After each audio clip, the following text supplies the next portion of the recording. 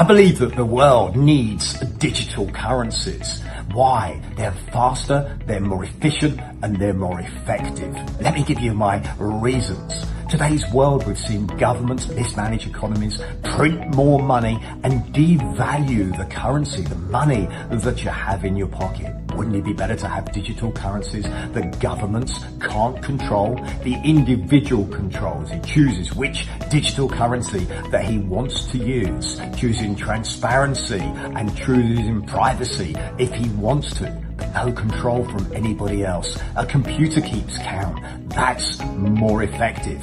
In the world, there are 350 million expatriates. Those expats send money around the world. It's super expensive, it's slow, and it's archaic. Companies around the world, international companies such as De Vere, spend millions transferring money around the world. Again, if you're using Bitcoin or digital currencies, it's much faster and it's free. There are 2 billion people in the world that are unbanked. That's crazy in today's world. One of the ways to get rid of poverty is to have digital currencies. It makes it more effective, and it means that money can flow more easily in the global economy.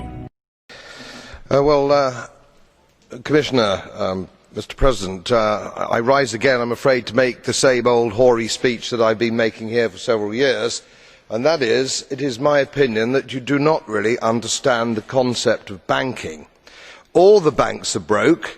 Bank Santander, Deutsche Bank, Royal Bank of Scotland, they're all broke. And why are they broke? It isn't an act of God. It isn't some sort of tsunami.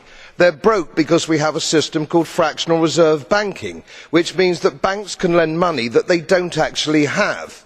It's a criminal scandal, and it's been going on for too long. To add to that problem, you have moral hazard, a very significant moral hazard from the political sphere. And most of the problem starts in politics and central banks, which are part of the same political system. We have counterfeiting, sometimes called quantitative easing, but counterfeiting by any other name. The artificial printing of money, which if any ordinary person did, they'd go to prison for a very long time. And yet governments and central banks do it all the time. Central banks repress the amount of interest that rates are, so we don't have the real cost of money. And yet we blame the real retail banks for manipulating LIBOR. The sheer effrontery of this is quite astonishing. It's central banks that manipulate interest rates, Commissioner.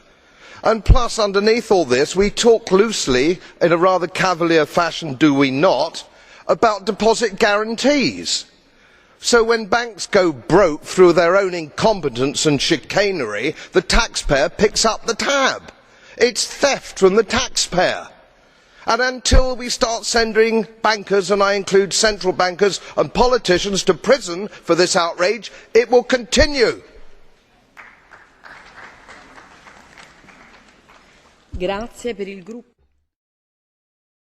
What is the most exciting thing that you've seen so far where blockchain is applied? The sector.